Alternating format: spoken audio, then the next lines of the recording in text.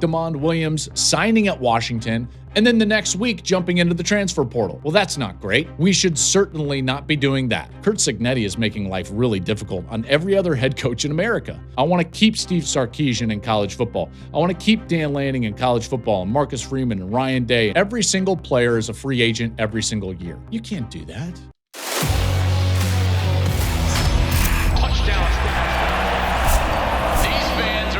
In the country. A day like today is why we love college football.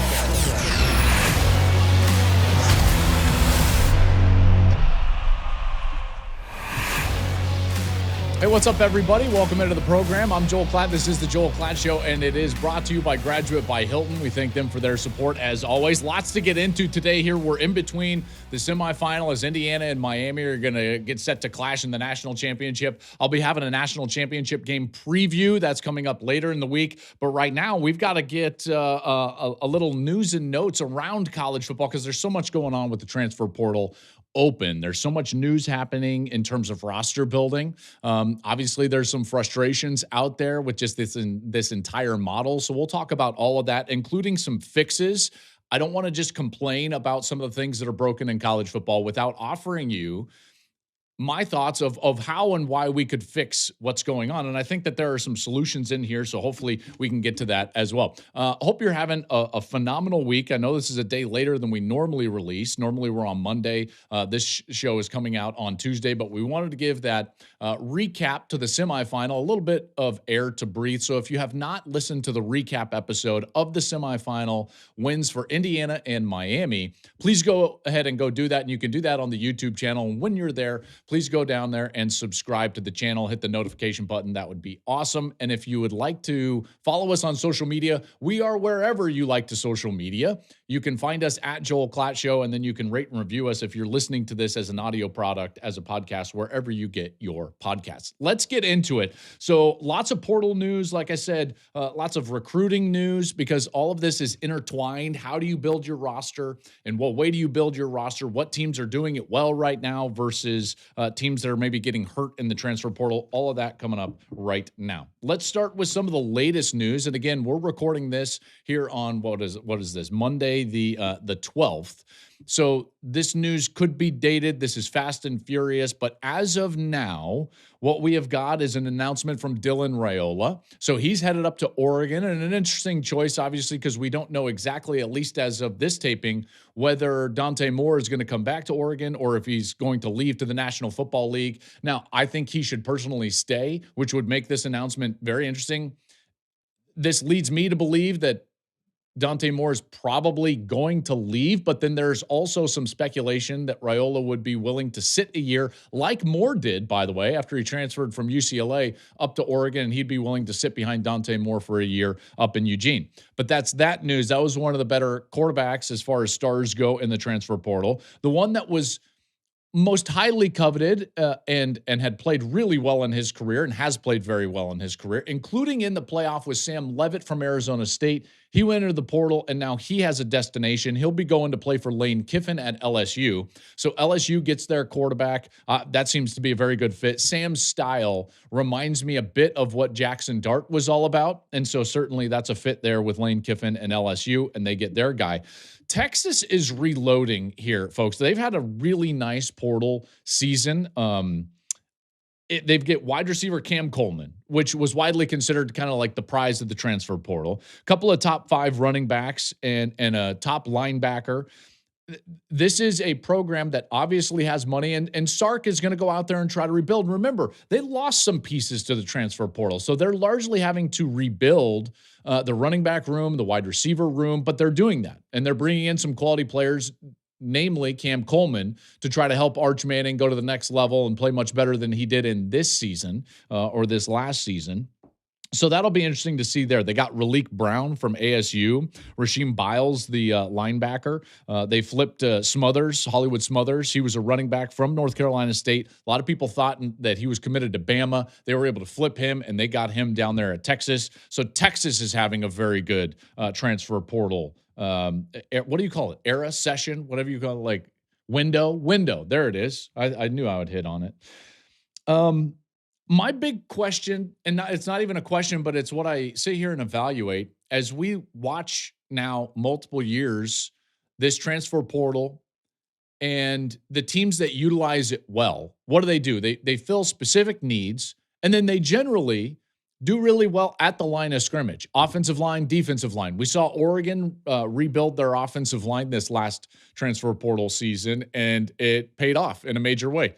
They get all the way to the national semifinals, which, by the way, is a level past where they were the previous year. And the previous year, getting stopped in the Rose Bowl, a level past where they were the previous year. So this idea that Dan Lanning is failing at Oregon and all these big losses, they are progressing every single year. And that was a young football team. And with what they're able to do from a recruiting standpoint, they'll continue to get better. But I digress just a little bit.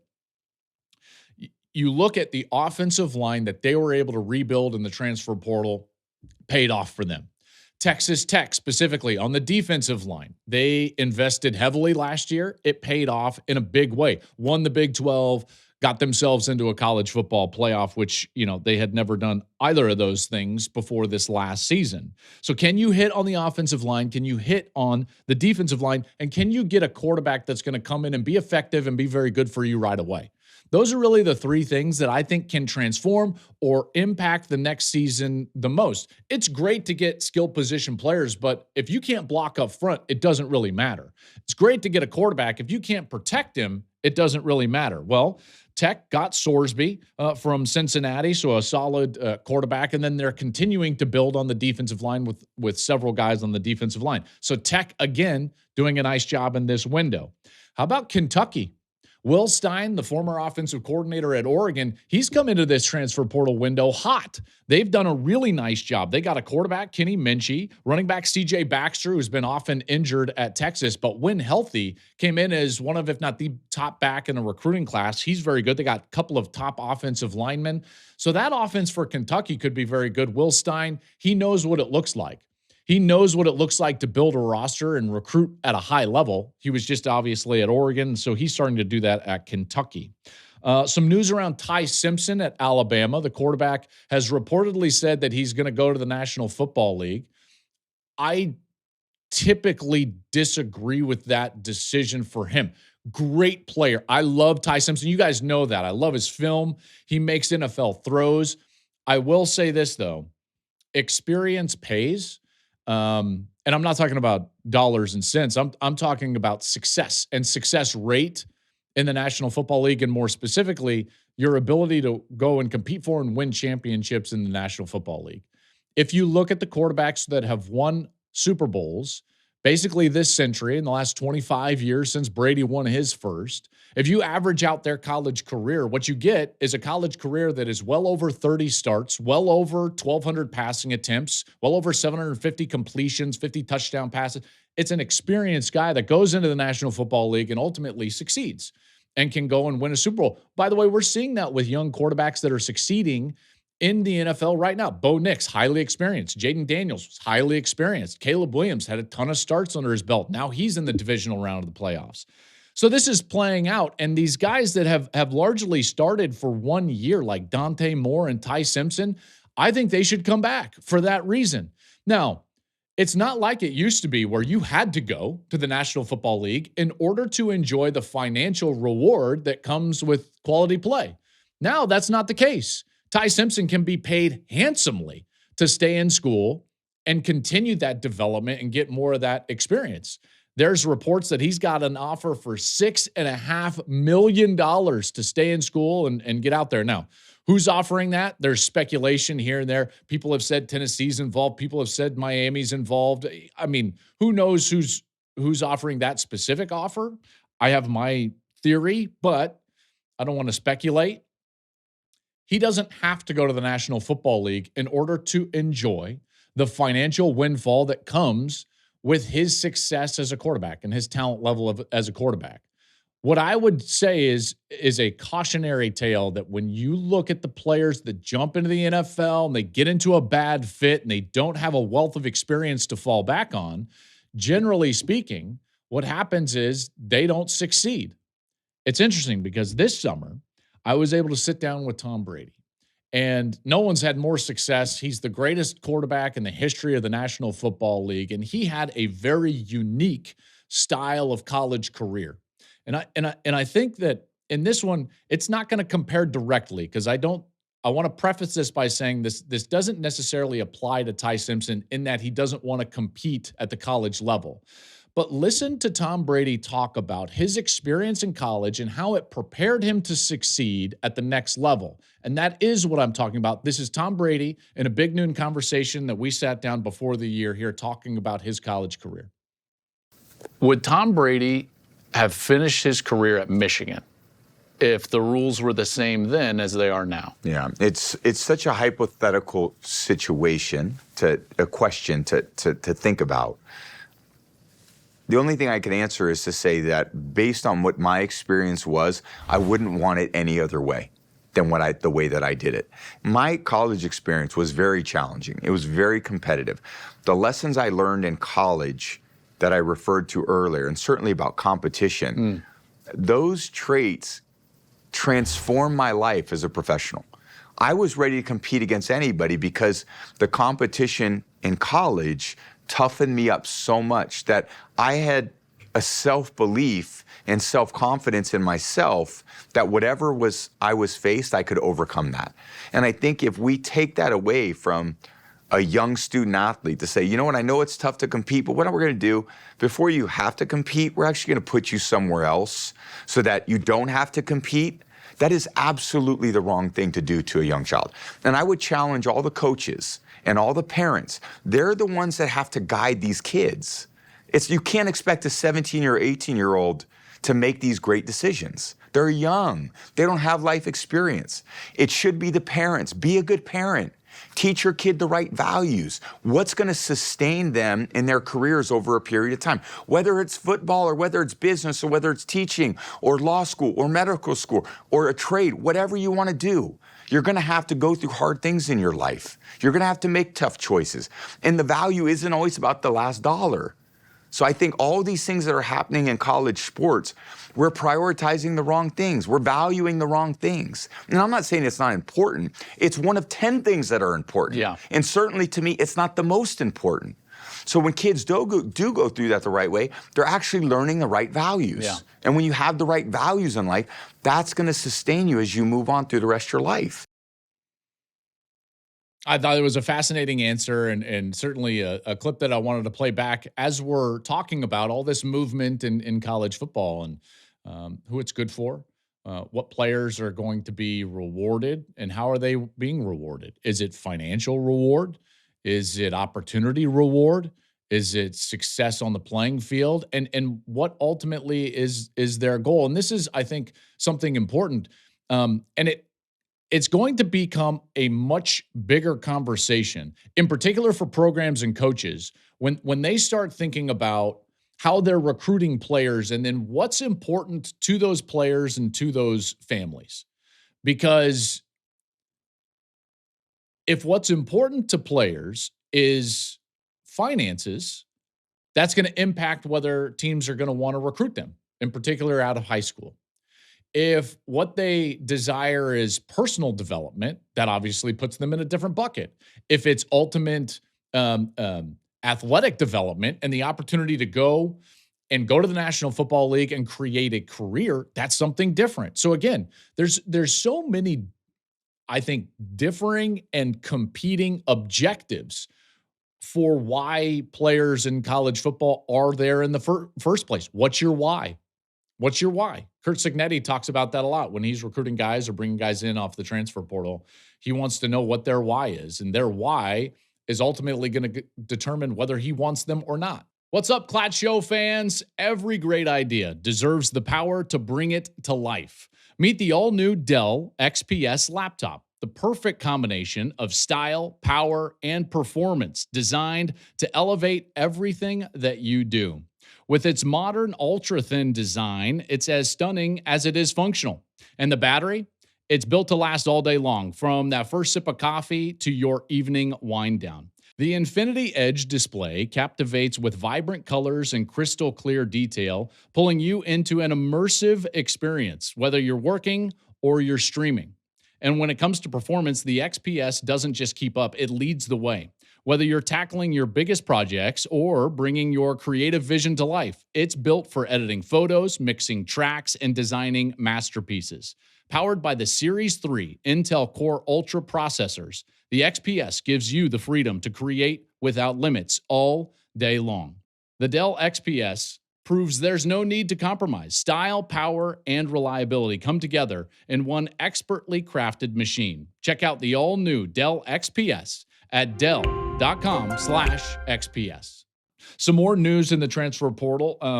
Ohio State, they've got a lot of players that decided to jump into the transfer portal. Over 25 players in the portal, and that's something that we're not used to from Ohio State. This has been a program that has been very solid, and certainly still has the ability to be that. But top guys from last year's class, namely Quincy Porter, jumped in there, and you saw the reaction from Jeremiah Smith and some of the other guys like, oh man, no. Quincy Porter was a guy that Smith talked about being the next one in the lineage of the great Ohio State wide receivers. And now that is broken, and maybe somebody else can step up and be that, but we'll see. Obviously Chris Henry is going to sign there, and he's going to go in as a true freshman. Maybe he gets on the field right away.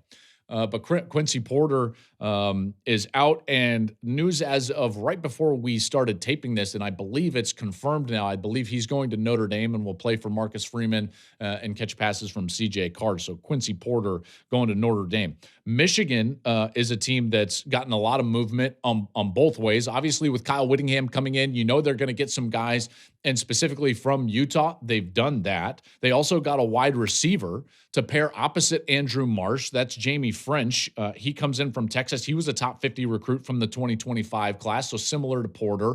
He leaves after 1 year after not really being on the field for Texas, and he's going to play for Michigan. Justice Haynes, like I said, into the portal for Michigan. That's going to be a big loss, but they've got Hyder, the number one running back recruit. Marshall is coming back. Maybe not enough space or enough carries for everybody, and Haynes jumps into the portal. And then the big one that everybody was talking about, and for correct reasons, obvious reasons, is DeMond Williams at Washington. And I've tried to stay away from this until now, but I want to touch on this. DeMond Williams and this situation at Washington is, ladies and gentlemen, a train wreck. Okay, and it's one of these things that happen in our sport that we all look at, and every one of us says to themselves, well, that's not great. We should certainly not be doing that. Like Lane Kiffin leaving right before the playoff, like DeMond Williams signing at Washington, and then the next week jumping into the transfer portal. It's like, well, hold on. That's not the intent of all of this stuff, and obviously we need to change some things in order to fix that. He re-signs for reportedly a top dollar amount, so you can at least assume that that's something in the neighborhood of $4 million. That's what the report was, although we don't know officially. And then he announced he's jumping into the transfer portal, presumably because somebody called him, tampered with him, and offered a bigger number, or someone around in his orbit. Who was it? Who knows? There's a bunch of speculation. We all know that LSU was targeting DeMond Williams in the transfer portal initially. He signed at Washington, and then he jumps into the transfer portal after signing that contract. That's a problem. We all know that. We can all see that. That is obviously a problem. Even his agency knows that that's a problem. And so they ended up dumping him and moving away from that relationship. It was the Wasserman Group. And the style and the manner in which it happened, there was a memorial service for another Husky athlete going on, and this news broke during the memorial. It's awful. The whole thing is awful. And he's going to have to try to repair those relationships because, rightly so, somebody finally looked at the contract. And it was pretty ironclad. I mean, these teams and programs are not dummies. They're going to make contracts that are binding, at least for the year that you sign them. And somebody said, yeah, you know what, you probably need to go back because this is not, one, a good look, and two, you can't do that without paying a huge buyout. And so now he's going to be back at Washington, and now Jedd Fisch has a problem on his hands because now the trust is broken between his quarterback and his team. and the fan base, and maybe even some of the coaching staff. He went on to say, I support him, and we will work together to begin the process of repairing relationships and regaining the trust of the Husky community. That's a tough deal. And it's a situation that we need to avoid in college football. We need to avoid this. And there are ways to avoid this. I want to talk about some ways to fix what's going on in college football, because we all can see the train wrecks. We all know the problems. And I don't think it's enough. Like, we keep pointing at them, but no one's willing to go out there and actually fix them. And by the way, it's going to take some courage, and it's going to take some brass to go out and fix some of these things in college football. But let's start outlining a framework of what needs to change and why. All right, let's do that. Because on this program, we don't just want to complain. We want to offer our thoughts in a way that makes the sport better and moves the sport forward. So let's first start with, what are the goals of college football, and more specifically, singular programs within college football? I think that this is very important, because you got to understand like who you are, where you're going, and then how you're going to get there. Goals to build a program. Number one, and listen, you can make an argument that my third goal should be number one, and so on and so forth. So in no particular order, these are the three goals of any program in America, really, and really any level. Compete for a championship, because you want to go out there and compete at the highest level. So you've got to go out there and have a goal to compete for championships. That's pretty obvious. You want to win consistently year over year. So build something that's sustainable. If I'm a coach and I'm going to go out there and I'm going to be the head coach, the CEO of a program, my goal is to be consistent, win consistently, be consistent day to day.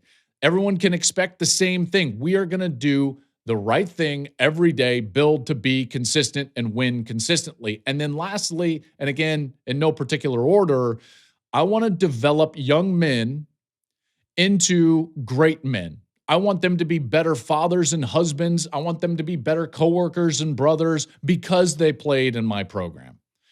That should be the development that's going on the personal side, personal development from young men into men. And those are the goals. Now, again, you might have different goals based on your region, and there's a rivalry here and so on and so forth, and I totally understand that. But from a generic sense, this is really what you're trying to achieve as a head coach. And yet, the structure of our sport actively works against a lot of this thing. Now, the blueprint to do some of these things that I'm talking about, goals to build a program, the blueprint over the last 3 years is pretty similar, because what we've seen from Michigan in their title run, what we saw last year from Ohio State, and what we're seeing now from both Indiana and Miami is a similar blueprint. And that blueprint starts with a really firm foundation of your guys. So you've got to recruit well, and you've got to get your players in there. Now, I know some will say like, no, Indiana's all transfers. No. Sig brought them. They're his guys. So the foundation are his guys. Did they start at Indiana? No, they started at JMU, like Aiden Fisher and D'Angelo Pons and Mikhail Kamara and Elijah Surratt. These guys are Sig's guys, so the foundation is his, okay? And that's important, because at Michigan, it was that way, and at Ohio State, it was that way as well when they won a national championship. Indiana, that's the same thing. Miami has done a great job in high school recruiting, so even though there's some transfers in there, the foundation are Miami guys. They're Cristobal guys. That's first and foremost. You need a foundation of your guys. You've got to hit in the portal in specific areas of need. I think that's very important. And then you've got to have a long-term mindset. Long-term mindset, meaning this development that I was talking about in those last three goals, not only personally, but also from a football standpoint. How do you develop guys that are your guys, keep them in your program, and then allow them to play as veterans? Because here's the truth about these teams that are competing for championships right now in college football. They are all veteran.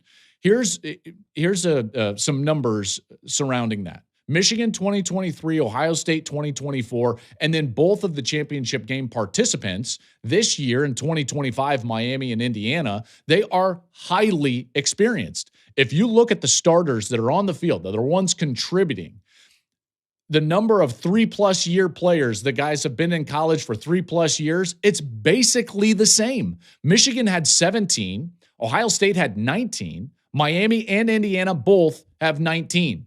If you look at 4+ year players, guys that have been in school for 4+ years, it's, again, basically the same. Miami's got 14 of those guys on their team as starters. Indiana, 18. So a little bit more for Indiana, but basically the same.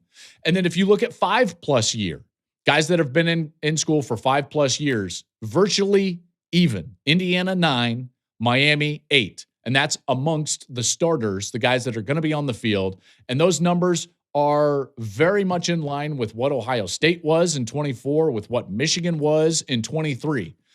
So this is no mistake.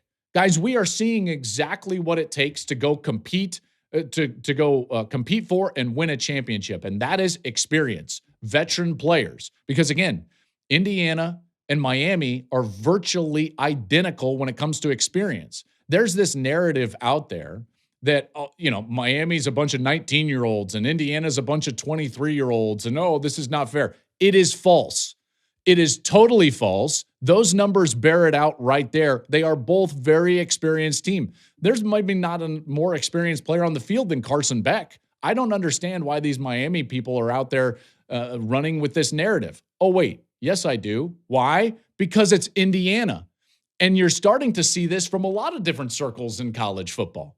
The fact that Indiana went from, in 2 years, the losingest program in the history of the sport to a 7.5, 8-point favorite in the national championship game is ruining it for everybody else. And I'm talking about the expectations on your program and more specifically on your coach. Curt Cignetti is making life really difficult on every other head coach in America. What they're doing and how quickly they've turned this around at Indiana right now is a shot across the bow at everyone. And it's like, hey, why can't you do this? So it's no longer available for head coaches to put what I would call imaginary ceilings on their program. And a lot of guys do this because, by the way, it's job security. Job security is for every SEC coach to talk about the gauntlet of the SEC schedule. Oh, man, no one can win down here. That's job security. It's job security to say, like, hey, with the constraints we have, what we're doing is really good. And you convince people over and over and over of that. And then everyone's like, well, our guy is doing the best he possibly can. But the problem is now Indiana is coming around and just shattering all of those false ceilings, just shattering them. And now everyone's kind of sitting there and they're sitting back and they're looking and they're like, well, why can't we do that? Because all of those players are available to us. The way that he evaluates those players, that's available to us. And so it's becoming problematic, I would just say, for other coaches around the sport. College football national championship game is officially set with Indiana and Miami matching up in Miami. That's why I need to tell you about my special hookup from today's sponsor, SeatGeek. Everyone can use my code CLAT100 and get $100 off tickets on SeatGeek to the championship game, whether you're a new customer or not. SeatGeek rates on a scale of 1 to 10. So look for the green dots. Green means good. Red means bad. Keep looking. Plus, every ticket is backed by their buyer guarantee. So no matter how many times you've bought tickets using SeatGeek before, code CLAT100 is going to get you $100 off your tickets. So if you want to go to the national championship, take out your phone right now, open the SeatGeek app, and add code CLAT100 to your account to help with those tickets. Thank you to SeatGeek for sponsoring today's show. Now, that was a bit of a tangent there, but I just wanted to talk about the experience because that's the blueprint. So if we're talking about goals to build a program, how do you fulfill those goals? How do you compete for championships, win consistently, develop boys to men personally and on the football field and become better football players? Well, it takes the opportunity to develop guys into veterans. And yet, our entire structure makes it really difficult to do that because we're seeing that play out in real time with guys like French transferring after his first year after being highly recruited, guys like Quincy Porter transferring after being highly recruited. What is the motivation for Ohio State or Texas to go out there and spend the resources necessary in order to recruit the best players in the country if there's no guarantee that they're going to be there to develop into the player that you can win a national championship with? I think that's a fair question. What is all of this going to do to high school recruiting. I think it's going to change it fundamentally. You've got to really understand the player's why. Is he there for money? Is he there for development? Is he there to go to the National Football League? And if he doesn't know, is he going to waffle, after 1 year? All of that is very interesting. And so you're trying to build this veteran team and develop, and you're trying to sprinkle in transfers in areas of need. And you know what? It's impossible. And why is it impossible? Because the hardest part about this is that every single player is a free agent every single year. You can't do that. You can't do that. We all know that this framework is totally unsustainable and has to change. It has to change. We all know that. And yet it's like turning the Titanic to change it. Like, we see the icebergs. We are hitting them actively. And yet we won't change the direction of our boat. Like, what are we? Come on. We've got to be able to change. And someone has to have enough courage to fight the things that keep us from changing. And I think that that's a very important piece. So what are the action steps? What do we need to change, and how do we do it? Let's get after it. Who's going to have the courage to step in the fight, to step in the arena and challenge the status quo and make the changes necessary to make our sport better for everybody? Because guess what? This is not great for the players either. They're getting bad advice. I firmly believe Damon Williams got bad advice. Maybe not from Wasserman, but from somebody in his orbit, like Tom Brady was talking about. Like, who's got the ear of these players that have their personal development top of mind? That's a question. What are the fixes? How do we navigate what seems to be a minefield, an ocean full of icebergs, and come through it on the other side? I believe that it's actually very simple. Let's talk about some of these fixes, and we can do it fairly quickly.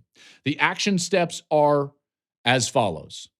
Number one, someone needs to have enough courage to step up and say, these players are employees. I understand some people are vehemently against that, but that is actively what is happening. They are, and all we need to do is label them as such. Once you do that, it opens up a world of possibilities and frameworks and structures in order to negotiate with the players as employees to get a framework that helps limit their movement and protect them as people. That is obvious. So we need to do that. We can get to a CBA, a collectively bargained agreement, but only once somebody has the brass to step in and have the fight and say, you know what? These are employees. We are paying them straight from our revenue stream. They are employees of the school, and that's what they are. So let's get them under that umbrella, and let's collectively bargain with them and get a framework that's better for everybody. And we can limit some movement. We can do a lot of different things. What can we do if we have a CBA? Well, number one, we can have binding multi-year contracts. Binding multi-year contracts that are not just contracts that you can buy out of. Like, you don't see in the NFL. Players can't buy out of their contract. Now, they can request a trade, they can hold out, and obviously you're welcoming in some of those dynamics, which I know people are not going to like, but a binding multi-year contract would be much better for both the player and the program in college football, and it's not even close. 1, 2, and 3 year contracts. If you had 1, 2, and 3 year contracts, then let's just say, sake of argument, a guy like Quincy Porter, who was one of the better wide receivers in the class last year, goes to Ohio State and he says, listen, I'll sign with you, but I'm only willing to sign a 1 year contract. Well, maybe then Ohio State could look at him and say, you know what? We're only going to recruit you if you sign a 2 or a 3. And then they can mutually part ways in the recruiting process. Ohio State doesn't have to waste resources, including NIL resources, on Quincy Porter because they know he's not going to be here for multiple years. And maybe there is a program that's like, listen, you're going to be here for 1 year. You're going to be on our field. We'll take you right now. I don't know who that is.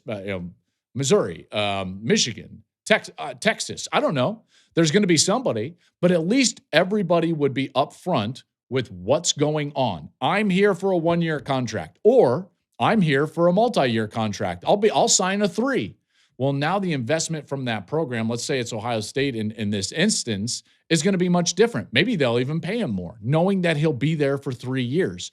And more importantly, once you get to the next transfer portal window, you will know who's available and who's not. just like free agency in the National Football League, both from fans, coaches, players, everybody. So the players will know what seats are available in different programs, and it's not just a total free-for-all, the deck of the Titanic. No.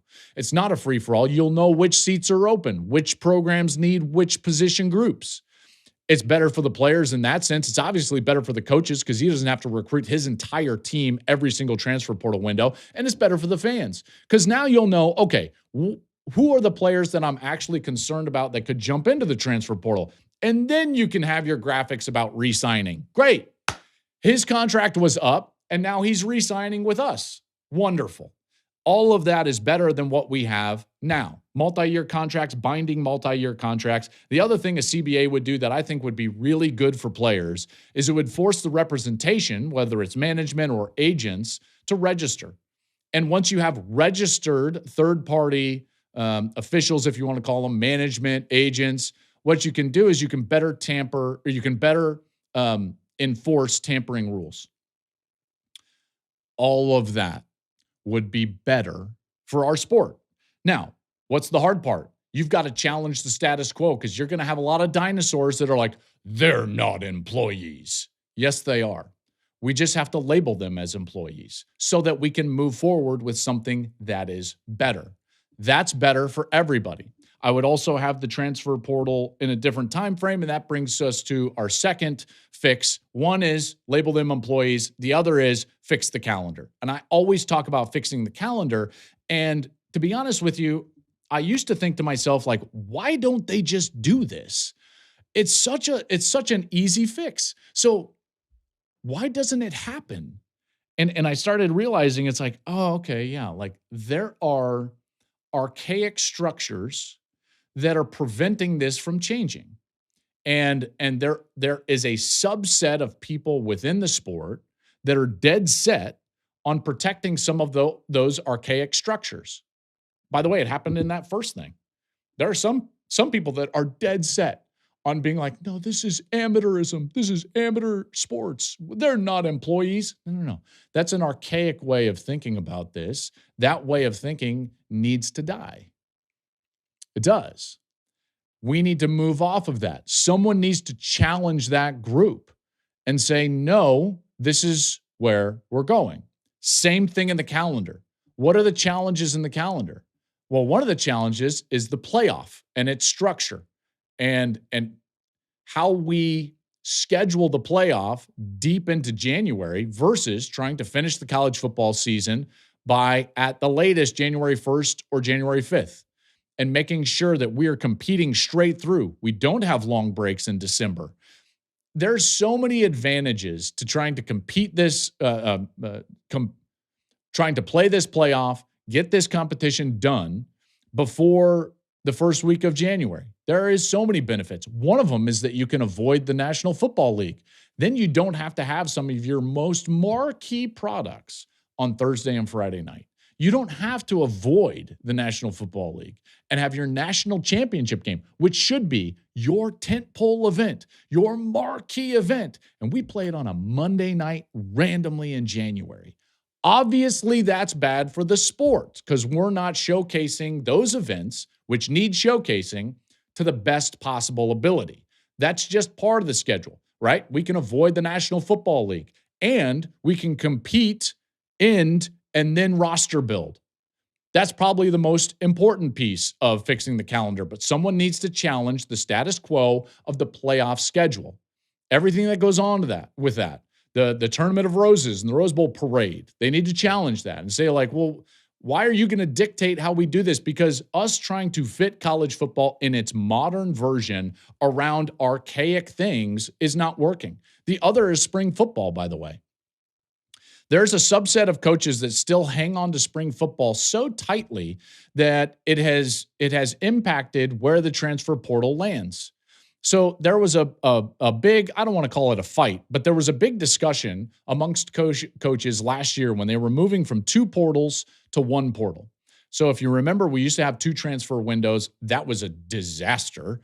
And they all knew, we got to have 1 transfer portal window. Okay, great. Let's have 1 transfer portal window. Where's it going to be?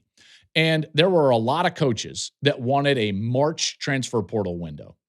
And there was a lot of people that even wanted a May transfer portal window. So a spring transfer portal window, more towards the end of the semester from an academic perspective. Now, May kind of lost out first, and then people started settling on March, all right, March. But then there was this subset of coaches, primarily from the SEC, that wanted January as the transfer portal window. And the reason that they wanted the January transfer portal window is so that they didn't have to go through the spring semester and have spring football with players on their roster that they knew wouldn't be on their roster in the fall, whether those players were going to leave willingly or if they wanted to run them out. Okay, so think about that for a moment, because you might be thinking to yourself like, well, that makes sense, Joel. Okay, on the surface, it makes sense until you realize that we're trying to fit a very new product, like the transfer portal in a singular fashion, in a one-window fashion, and we're trying to fit it around an archaic structure of spring football. Spring football is archaic. These 15 practices that you had like happen at the end of February or early March, and then you're off, and it's like, well, that's obviously an easier fix. Why are we bending ourselves backwards to fit spring football when we could do spring workouts much better? If you had the transfer portal in March, then in April, you could finish the academic year, and in May, you could start off-season workouts with what I would call OTAs. Some of them padded, some of them not. And in May and June, you could have OTAs. And by the way, you could have more than 15 because you wouldn't have to be in pads the whole time, and you probably wouldn't want to be in pads the whole time, but you could install, you could do everything that they do at the National Football League level, and you could do it in May and June, which means that you would have the entire spring semester to get healthy as a player, complete classes, and actually retain some of your academic eligibility and movement towards a degree, which we've totally lost, but this would obviously benefit that. And then you could make a decision that's not an emotional decision right after the season, but it's got some time between the season and when you would make a decision to go out there and actually go into the transfer portal. And if you couple that with multi-year contracts, we would know exactly who's available in that transfer portal window. So what are we doing here? Because we are bending ourselves like a pretzel in college football and making things very difficult on ourselves and our coaches more specifically by trying to save amateurism and save the postseason schedule and save spring football. All of that stuff is archaic. We need to have a modern lens on all of those things. And it would be better if we don't do this. I think that it spells doom for college football, to be honest with you. There's going to be more program player lawsuits, like I'm sure was threatened in the Washington situation with DeMond Williams. You're going to have more of that. That's not good. High school recruiting is going to be hurt because who's going to invest in high school recruiting if that player is just going to leave after a year? So all those opportunities and that entire process for a high school player largely impacted and never the same. Colleges are going to be reluctant to sign high school guys unless they have some sort of commitment towards the future. And I think that the bigger impact, we're just going to flat lose coaches. Some of our best coaches in our sport, which the NFL always sniffs around, what keeps them from going to the National Football League if you're going to continue to put them into this structure that is totally wrong and they can't succeed in, and there's no loyalty in, and they've got to recruit every single player every single year? Nobody wants that. Nobody wants. What keeps Ryan Day in college football? What keeps Marcus Freeman in college football? Now, I would argue it's the ability to impact players and build legacy. Impact and legacy are what is offered in college and the college level that maybe isn't offered at the NFL level from a coaching standpoint. But guess what? Quality of life, way better in the National Football League. Way better. And all we have to do is have the difficult conversations. Somebody needs to have some character here and a spine. Stand up to the archaic things in our sport that hold us back and move us forward with things that we know would be better. That's an obvious thing. It's not hard to fix. Make them employees, fix the calendar. You do those two things, college football is immensely better right away. I want to keep Steve Sarkisian in college football. I want to keep Dan Lanning in college football and Marcus Freeman and Ryan Day and so on and so forth. That would be better for our sport, and it would be better for the future of our sport so that kids that are enjoying it right now and playing football and flag football at 10, 11, and 12 years old, that they have something resembling what we love there for them when they're here to compete in college football. That's what I think we should do. All right, that's going to do it for me. We'll be back later this week. We have got the championship game preview coming up, so I'll break everything down for an Indiana-Miami matchup. That's going to be awesome. I'll probably, in that show as well, try to recap some of the things that become final here in the last, 4 days of the transfer portal window. A lot of big names still need to be signed. A lot of big programs still need to fill a lot of holes, so we'll try to update you on that for that episode as well. You can subscribe to us here on the YouTube channel at Joel Klatt Show. You can follow us on social media at Joel Klatt Show. All of that is available to you. I hope you have a wonderful week. Please share the show with a friend, and we'll see you next time.